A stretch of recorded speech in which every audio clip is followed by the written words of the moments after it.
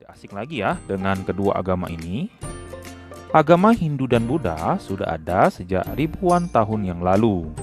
Bagaimana sejarah munculnya dan perkembangan agama Hindu dan Buddha? Yuk kita bahas satu persatu. Baik adik-adik, pertama kita akan membahas terlebih dahulu mengenai agama Hindu. Agama Hindu diperkirakan muncul di India antara tahun 3102 sebelum Masehi sampai 1300 sebelum Masehi. Ada juga yang mengatakan sekitar tahun 1500 sebelum Masehi. Agama ini tumbuh bersamaan dengan masuknya bangsa Arya. Bangsa ini merupakan bangsa nomaden yang masuk ke India dari Asia Tengah melalui celah Khyber. Kedatangan bangsa Arya ini mendesak bangsa Dravida yang merupakan bangsa asli India yang termasuk dalam kategori ras asteroid.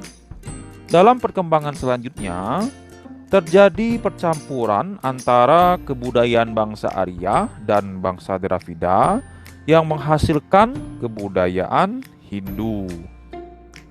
Dalam perkembangannya, agama Hindu di India dapat dibagi menjadi 4 fase, yaitu yang pertama zaman Weda, yang kedua zaman Brahmana, yang ketiga zaman Upanishad, dan yang keempat zaman Buddha.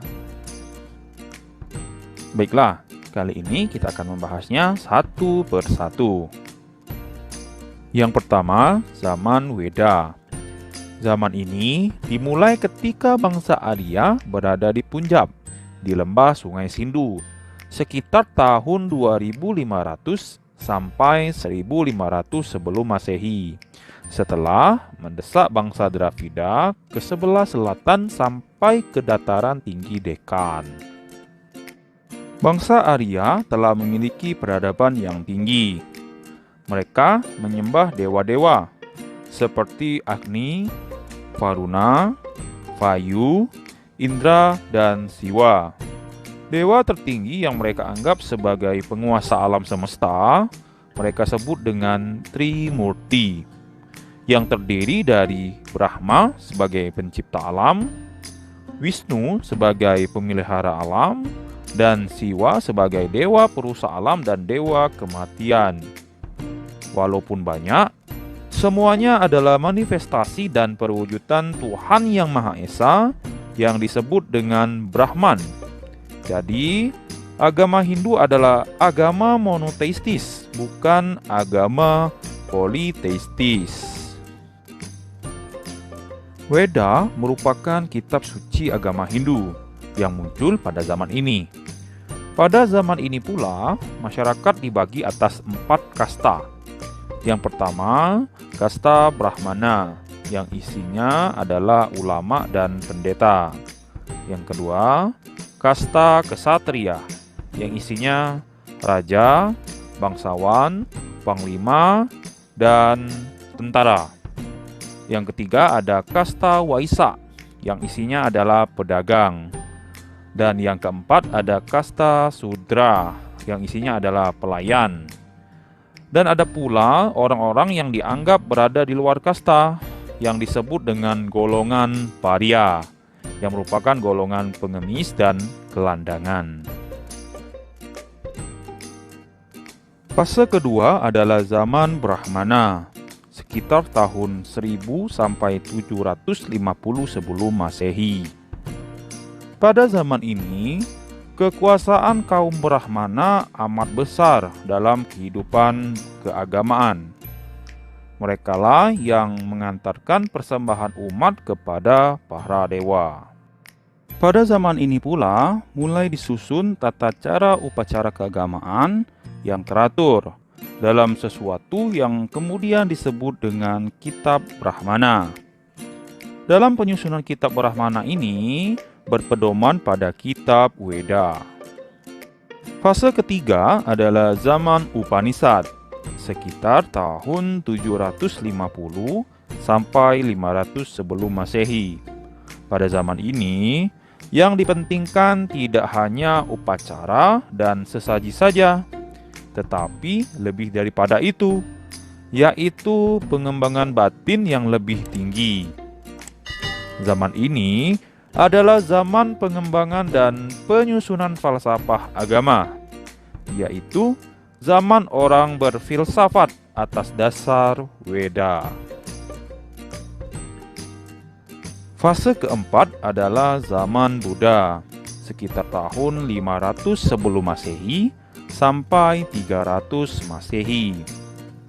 Zaman ini dimulai ketika putra Raja Sudadona yang bernama Siddhartha menafsirkan Weda dari sudut logika dan mengembangkan sistem yoga dan semedi sebagai jalan untuk mendekatkan diri dengan Tuhan.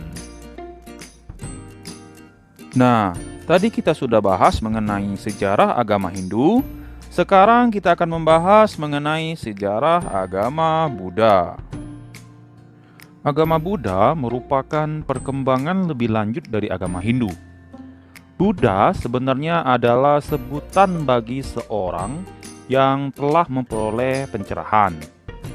Awalnya, agama Buddha bukanlah agama, melainkan ajaran dari seseorang yang telah menerima pencerahan yang bernama Siddhartha Gautama. Pangeran Siddhartha adalah anak raja yang beragama Hindu dari suku Sakya bernama Sudadona dan Ratu Mahamaya Dewi yang dilahirkan pada tahun 563 sebelum Masehi. Oleh para petapa, diramalkan sang pangeran kelak akan menjadi seorang cakrawartin maharaja dunia atau menjadi seorang Buddha. Konon, Raja Sudadona sedih mendengar ramalan itu, sebab bila sang pangeran menjadi seorang Buddha, maka tidak ada yang mewarisi tahta. Untuk mencegah terjadinya ramalan itu, maka para petapa menyarankan agar sang pangeran jangan sampai melihat 4 macam situasi, seperti orang tua, orang sakit, orang mati, dan seorang petapa.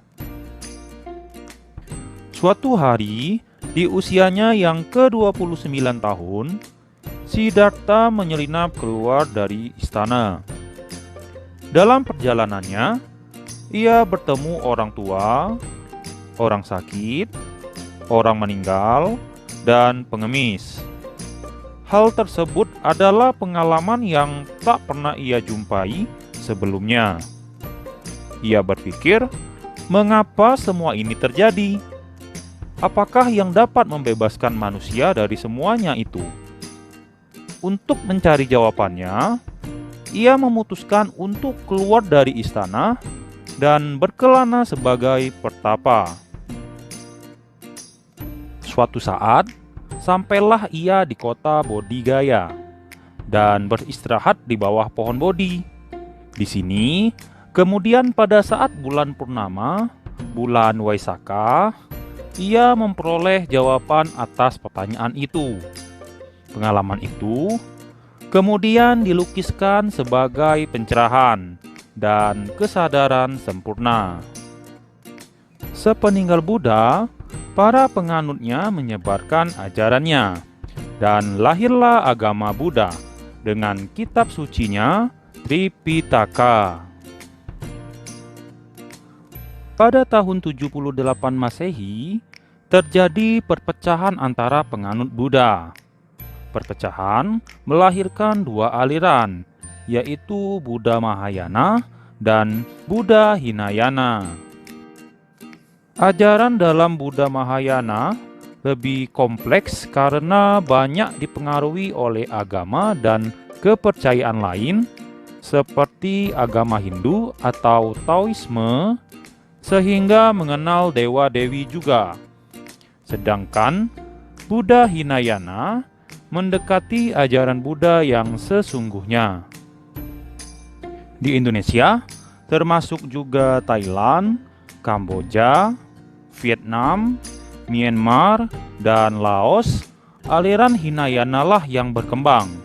Sedangkan aliran Mahayana berkembang di Cina, Korea, Taiwan, dan Jepang.